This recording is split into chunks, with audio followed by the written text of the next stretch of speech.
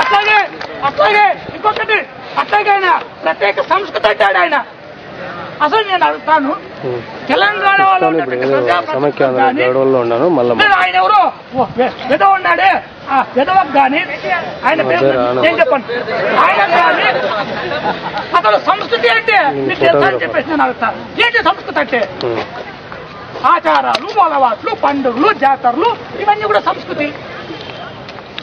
ఇది సహజంగానే ప్రాంతానికి ప్రత్యేకంగా ఉంటుంది.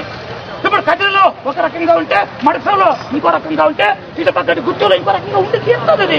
అది సర్వసాధారణం. అది మరి అంత మాత్రానికి కదిరిని ఒక రాష్ట్రంగా చెయ్యి, గుర్తిని ఇంకో రాష్ట్రంగా చెయ్యి, మడసని ఇంకో రాష్ట్రంగా చెయ్యి.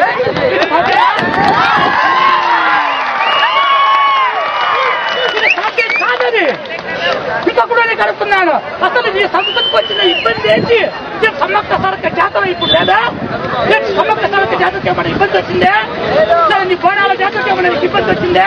సరే నువ్వు చేస్తున్న జాతర ఇది పండుగలకు పబ్బాలకి ఇబ్బంది వచ్చిందే? ఎవడు నీ సంస్కృతిని నువ్వు కాపాడుకుంటుంది ఎవడన్నాడు? ఏ ఒక్కడు అనట్లేదు. అయితే కేవలం ఆ తమ యొక్క ఆ నిరుద్యోగ రాజకీయ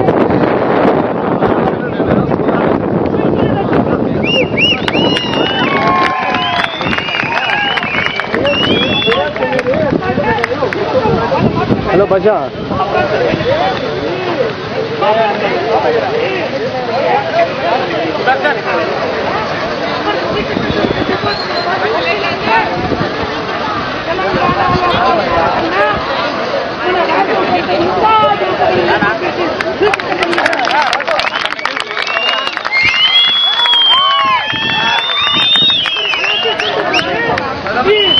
అన్నింటిలోకెల్లా అనంతపురం ఇంకా వెనుకబడినటువంటి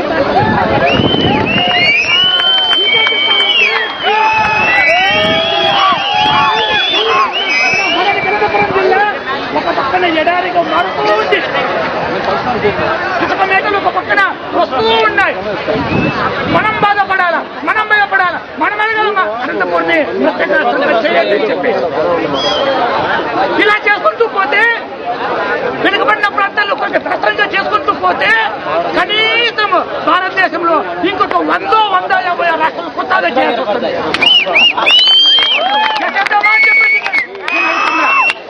ఎక్కడికి దారి తీస్తుంది మిత్రులారా? మీకందరికీ తెలుసు, మనకి భారతదేశానికి స్వతంత్రం రాకముందు బ్రిటిష్ వాడు మన దేశాన్ని పరిపాలిస్తున్నప్పుడు దాదాపు 570 జిల్లాల సంస్థానాలుగా ఉండేటటువంటివి. ఎప్పుడైతే చిన్న చిన్న సంస్థానాలు ఉన్నాయో ఆ ఒక్కొక్క సంస్థానం పైన బ్రిటిష్ వాడు వాని యొక్క టెక్నిక్ తో ఉపయోగించి, సామవేద దాన దొడ్డోపాయలు ఉపయోగించి వాళ్ళందరినీ కూడా లోపరుచుకుని మన దేశాన్ని ఆక్రమించుకున్నటువంటి సందర్భం మనందరికీ తెలుసు. మరి అలాంటప్పుడు ఈ రోజు కూడా ఇలా చిన్న చిన్న రాష్ట్రాలు ముక్కలు చేసి మళ్ళీ పాకిస్తాన్ కో లేకుంటే అమెరికా వాడు వచ్చి మన దేశాన్ని ఆక్రమించుకోవడానికి అవకాశం ఇస్తావా అని చెప్పేసి నేను అడుగుతున్నా.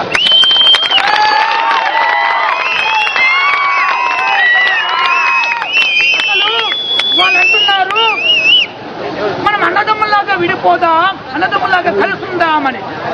వాడిని పొందా ఈ రోజు